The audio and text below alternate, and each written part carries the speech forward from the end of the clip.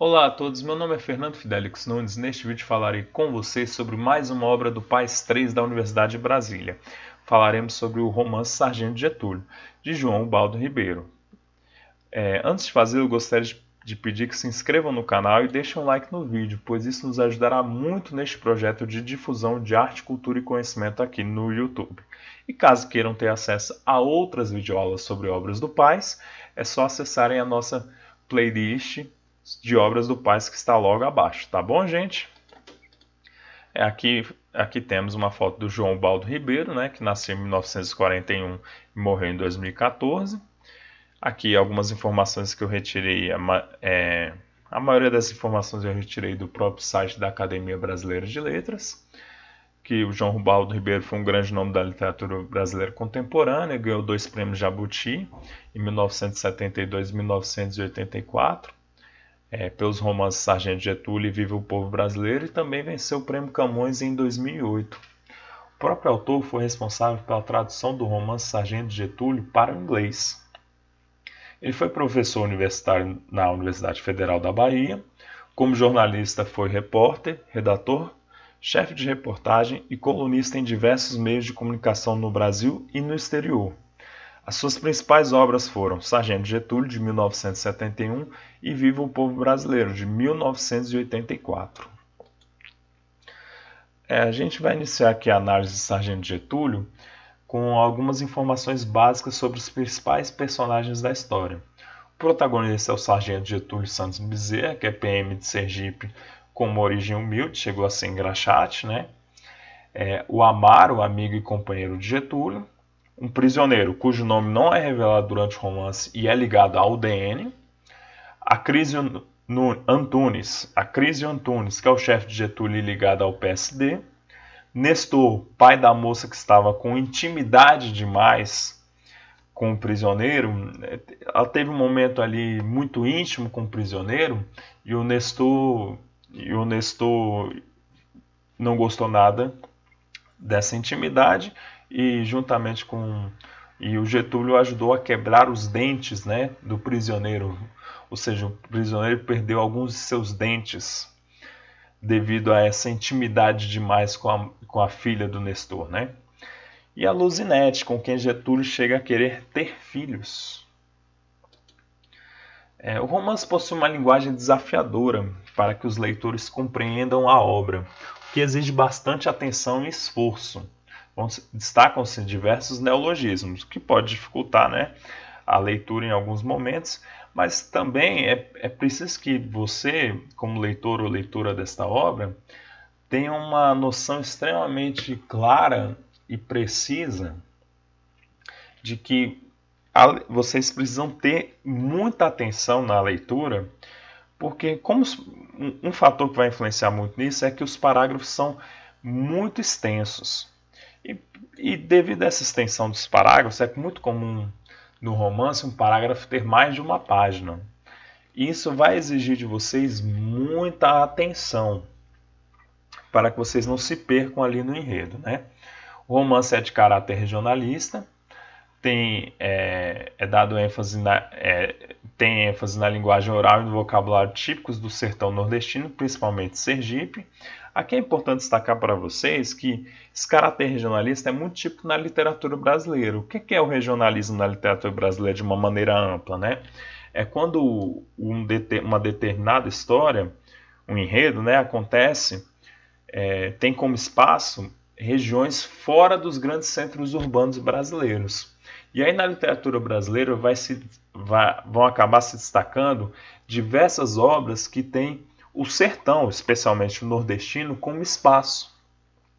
E esses romances que têm o sertão nordestino como espaço, de uma maneira geral, eles serão regionalistas. Por quê? Porque tem como espaço regiões fora dos grandes centros urbanos do Brasil. Ok? Isso é uma noção mais ampla do regionalismo na literatura brasileira. Também é importante que vocês fiquem atentos à linguagem oral, que vai prevalecer no romance, e do vocabulário típicos do sertão nordestino, principalmente ali de Sergipe, né? A narrativa é em primeira pessoa em que a voz do protagonista é interrompida poucas vezes para a fala de outros personagens. Ou seja, vai prevalecer aqui no romance a fala do protagonista, que é o narrador da história, e vamos entrar diante dessa hegemonia de um monólogo interior que vai revelar muito da consciência de Getúlio. Isso quer dizer basicamente o quê? A consciência de Getúlio estará muito exposta na obra, né? Ele mostra essa consciência de uma maneira muito intensa, né? Ou seja, vamos ter acesso ali a todo momento à perspectiva do Getúlio sobre os fatos, não só o que ele vivenciou, mas também o que ele sente em relação a esses fatos, qual a impressão que ele tem, quais são as lembranças dele, o que se passa na cabeça do Getúlio. Haverá no romance um conflito entre realidades sociais antagônicas no contexto do Brasil moderno, principalmente o conflito entre sertão e cidade.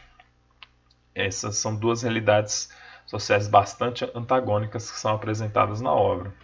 O protagonista representa o Brasil rural, a cultura patriarcal e o banditismo típicos do interior do Nordeste de meados do século XX. O romance parece se passar na década de 1950. Ali não deixa isso ficar relativamente implícito no romance, né? Na leitura do romance, que ele se passa mais ou menos ali na década de 1950. O que envolve o predomínio do discurso machista, o que se materializa na opressão às mulheres, da violência, incluindo assassinatos e torturas, e da repressão política, que vai envolver essa rivalidade que havia na época entre o PSD e o DN. A obra faz referências aos cangaceiros e à Guerra de Canudos em diversos momentos. O romance, é uma informação bem curiosa, foi inspirado em um episódio real vivenciado por um sargento que foi resgatado pelo pai do autor. Antes do primeiro capítulo, há o seguinte enunciado que, de certa maneira, resume a história. Nessa história, o sargento Getúlio leva um preso de Paulo Afonso à Barra dos Coqueiros. É uma história de Areté. Aqui vamos a algumas informações que podem ajudar bastante vocês. Paulo Afonso é um município da Bahia.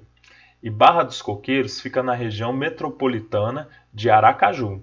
Areté é um conceito grego que é relacionado à virtude, excelência, bravura e, em certa medida, ao cumprimento do dever de cada um. Ou seja, quando ele fala que é uma história de Areté, ele faz essa referência ao conceito grego que está relacionado à virtude, excelência, bravura e o cumprimento do dever de cada um, E no início da história, o Getúlio sugere que esse pode ser, inclusive, seu último serviço antes de se aposentar, Levar esse preso, que é um preso político, diga-se de passagem. Getúlio e Amaro transportam o prisioneiro em um carro Hudson, que é norte-americano, que é chamado de Hudson por Getúlio. O carro é bastante representativo do contraste entre o sertão e a modernidade. Um exemplo disso é o fato de que os personagens transitavam em estrada de carroça. Isso aparece inclusive no romance, essa expressão, estrada de carroça. Ou seja, a estrada não era feita para carros, eram estradas feitas para carroças. E no fim o carro ainda é abandonado por falta de gasolina. Vejam só vocês, E tem diversas referências diversas à morte e a elementos que simbolizam que a simbolizam no interior do Nordeste, como os urubus. Afinal, Getúlio, que é um homem de cerca de 40 anos, tinha um histórico bastante violento, com diversos assassinatos. Getúlio, o grande centro da história é que nesse percurso, Getúlio vai se recusar a obedecer ordens de terceiros que afirmam que o chefe dele não quer o prosseguimento da missão, devido a questões políticas. E ele, o Getúlio, decide continuar para cumprir o seu dever. Ele fez a promessa ao chefe, não foi o chefe que deu a ordem, ele decide, não, eu vou até o final agora, eu cumpro a minha palavra. Durante essa trajetória, o sargento Getúlio vivencia diversos momentos de tensão, como tiroteios, tortura e assassinatos. O Getúlio chega a matar um tenente que o chamou de corno. Vejam só. Inclusive ele matou a ex-mulher dele também, né? Então a violência é muito forte dentro do romance. Além disso, Getúlio reflete em diversos momentos, às vezes em um tom fantasioso, sobre perdas, lembranças, ambições e seus amores, antes do seu final trágico. Ou seja, que dando o spoiler da história, ele acaba morrendo no final. E o Paz, na matriz de referência do Paz 3, vai acabar destacando que a estrutura social hierárquica também é questionada, propondo uma reflexão sobre a capacidade do indivíduo de resistir e se afirmar enquanto ser pensante e capaz de manifestar seu próprio destino. Ou seja, o Sargento Getúlio tem todo esse conflito, né, da estrutura social e hierárquica dentro dele. Esse é o centro da narrativa. Afinal, ele quer cumprir o dever dele. Mesmo havendo uma mudança, ele justifica a permanência desse dever muito porque não foi o chefe dele que veio até ele e mandou ele mandou ele abortar, vamos dizer assim, a missão. Isso é muito importante que fique claro para vocês. Alguns fragmentos aqui da obra, para vocês terem uma ideia, sobre Canudos. Vai ter uma parte que eles vão estar conversando com o padre, né? E o padre vai falar assim: a mortandade foi tão grande, disse o padre, que os urubus só comiam altas patentes. Olha só como a situação em Canudos era tensa. A minha edição, só para destacar aqui, é de 2003. Há muitas edições desse romance relativamente antigas, né?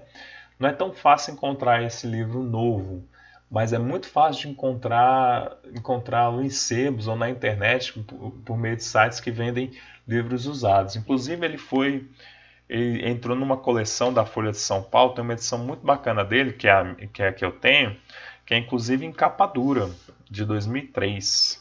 Então eu recomendo muito essa edição em capa dura, dura muito tempo. Eu comprei ela usada e eu achei muito bacana a edição.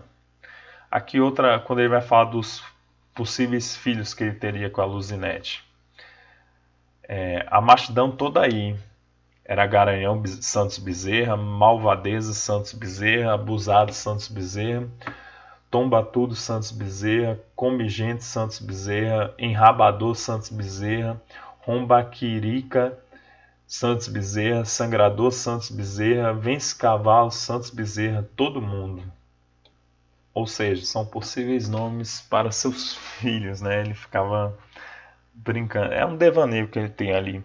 E numa fala imaginada por Getúlio, que seria dita por Vence Cavalo Santos Bezerra, ele falaria assim, né? Se eu bater palma, deixa a tropa surda, né? Então, pra vocês verem assim o nível, né, do cidadão. E aqui um último fragmento, já na página 156, já para o final do romance, né? Se me perguntasse, quer ver uma vida comprida, amofinado, ou quer ver uma vida curta de macho? O que era que eu respondia?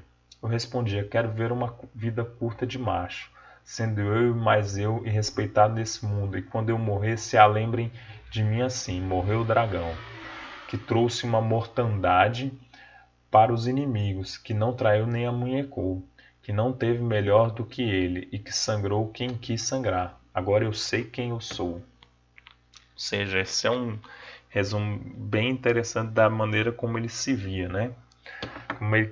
Como ele se via e como ele queria ser visto pelos outros. É muito representativo esse trecho aqui, né? E como é que pode cair no Paz, né? Gente, eu separei aqui 5 tópicos que eu acho que são os mais relevantes. Claro que pode cair de diversas maneiras, né? Mas aqui eu separei esses 5 tópicos. A interpretação precisa no sentido de ter precisão, né? A interpretação precisa de um fragmento do romance e de sua estrutura morfossintática. Aqui tem essa ambiguidade precisa que eu estou explicando para vocês. Ou seja, é preciso saber fazer de forma precisa a interpretação de um fragmento do romance e de sua estrutura morfossintática. Ou seja, é preciso ter precisão. O Paz tende a separar um fragmento do romance e exigir que vocês entendam ali o que está acontecendo no romance e a relação desse fragmento com o resto do romance. É um item muito tipo, né, de romances, né, que é exigido pelas provas do PAS da Universidade de Brasília. Pode haver uma discussão sobre o regionalismo na literatura brasileira do século XX.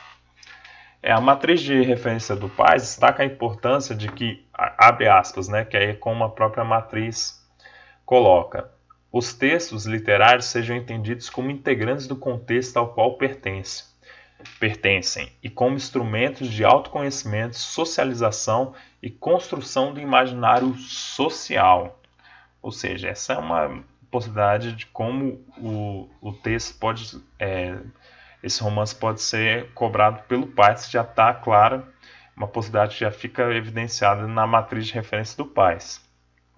Podem cair diversos itens interdisciplinares com história.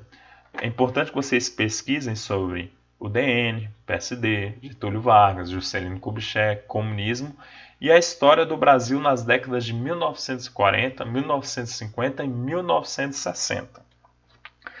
E por fim, na prova de redação, a obra pode servir de ponto de partida para o debate sobre os contrastes sociais, econômicos e culturais da sociedade brasileira, especialmente em meados do século XX, em um texto do tipo dissertativo argumentativo. Pode cair uma reflexão profunda sobre o Brasil do século XX, eu acredito. E para vocês entenderem mais sobre o romance, caso tenha ficado ainda alguma dúvida, nessa videoaula, eu vou sugerir para vocês a leitura de um artigo cujo link eu vou deixar aqui abaixo na descrição, que pode ajudar muito vocês a entenderem o romance de uma maneira geral. Uma análise muito boa, feita por uma pessoa extremamente qualificada, pode ajudar vocês a pensarem melhor sobre o romance. Há vários vídeos na internet, aqui no YouTube, comentando, mas eu acredito que esse artigo é um artigo relativamente curto, de cerca de 10 páginas, pode ajudar vocês, principalmente se você for professor, ou for um estudante ou uma estudante com mais disposição assim, estudar, a entender melhor essa obra. Esse é um artigo que eu encontrei que me ajudou bastante. Vou deixar aqui na descrição do vídeo abaixo. É isso. Caso tenha ficado qualquer dúvida, ou vocês têm alguma sugestão de aula, de videoaula, ou de obra que ainda pode ser analisada, vocês podem deixar um comentário abaixo na descrição. Tá bom, gente? Bem, é isso. Até a próxima. Tchau!